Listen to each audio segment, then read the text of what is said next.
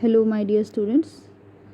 I am Priyanka Koiri, your science teacher, and the chapter that we are discussing is heredity and evolution.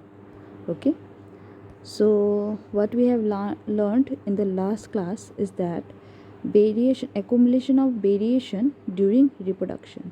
So, in the last class, I told you that in reproduction, no matter whether it is sexual reproduction or asexual reproduction, variations get accumulated over succeeding generation. Okay, then we also studied about that variation is useful for the survival of species over time, but drastic variations or drastic changes in the DNA are not accepted by the nature, and eventually the cell dies. So this is what we have studied in the last class. So in today's class we are going to study about heredity. Okay, so what is heredity? Before going to that, you have seen that in a family all the members look similar. Okay, that the child looks similar to their parents, and also each sibling look like similar to one another. So why does this happen, or how does this happen? This is what we are going to study in heredity. Okay, so let's discuss some points before going to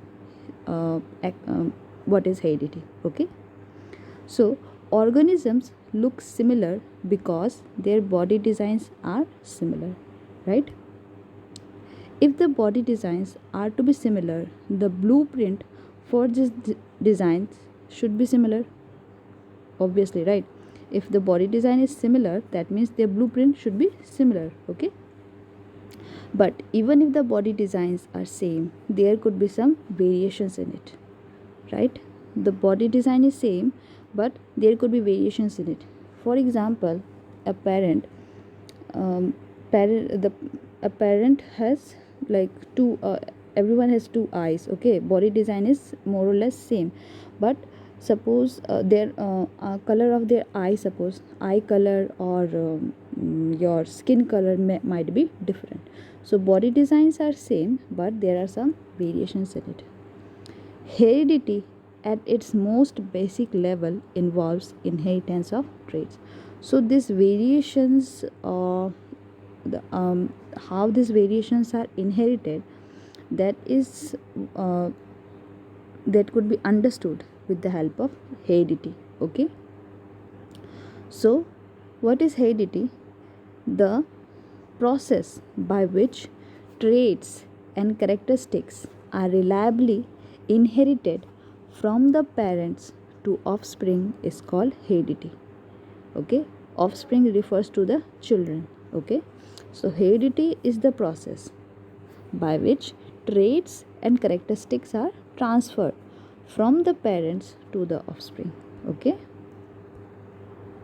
now what is a trait? A trait is a particular characteristic. A trait is a particular characteristic. It could be either anatomical. Anatomical means the difference, like the difference in the anatomy. Okay, biochemical, behavioral, that is the result of gene environment variation. Okay, so a trait could be either anatomical, biochemical, or behavioral, that is caused due to the result of gene environment variation. Okay, now let us discuss some of the examples of trait. So here in this diagram, as you can see, the first one is the shape of your chin. Some people have cleft chin, some don't have cleft. Widow's peak, the shape of your hair. Okay, then dimples, this is also a trait. Some people have dimples, others don't. The color of hair, presence or absence of freckles, the color of eye, then your this earlobe, whether it is attached or free. These are the examples of traits or characteristics. There could be many more examples of trait, but this is just to make you understand. I have shown some of this. Okay, now next is your equal contribution of both the parents to form a particular trait. That means to form a particular trait, okay, to inherit a particular trait, uh, or we can say to form a particular trait, we need equal contribution from both parents, that is from mother and father. We need equal contribution, okay. So both the parents contribute equal amount of genetic material to the child, okay. So both the parents, that is mother and father, contribute equal amount of genetic material. Genetic material refers to DNA, okay. So both parents contribute equal amount of DNA to the child to form a trait. It means that each trait can be influenced by both paternal and maternal DNA. That means to form a trait, we need both paternal DNA as well as maternal DNA, okay. So it will be influenced by both paternal and maternal DNA. Thus, in each child, for each trait, there will be two versions, right? For a particular trait, okay. Suppose for eye color, okay. For an eye color in a child, there will be two versions of it.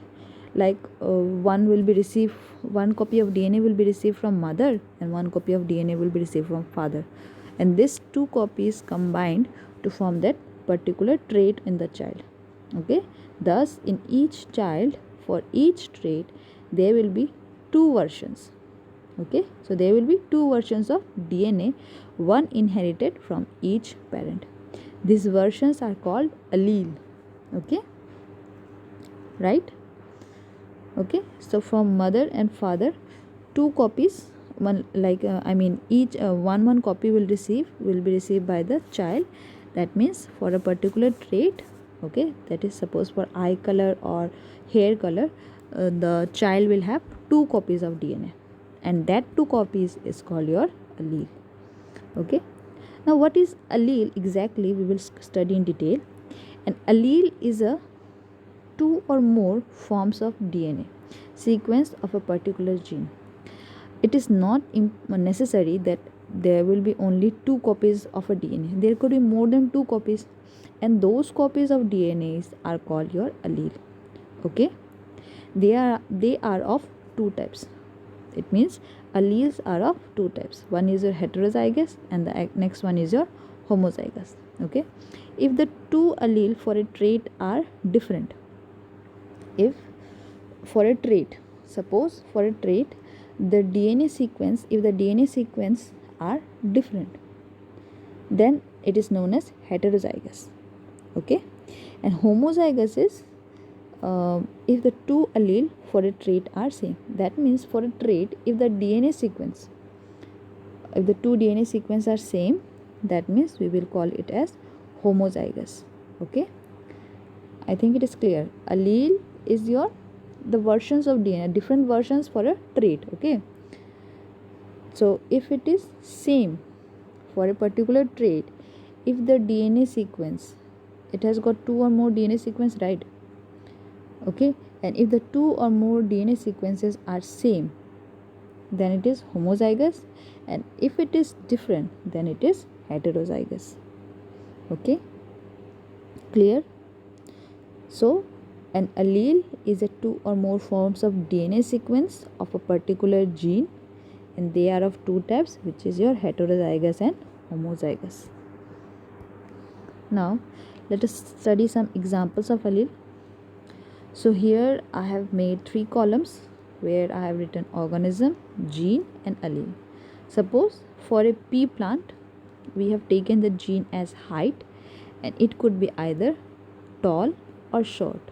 For human beings, we have taken the gene of blood group, and its allele are A, blood group A, B, AB or O. Again, pea plant, there could be many alleles, okay. So we have taken here seed shape. So the seed could be either round or wrinkled. Maize, seed color purple or yellow, and Labrador dog, its coat color either it is golden or black, okay.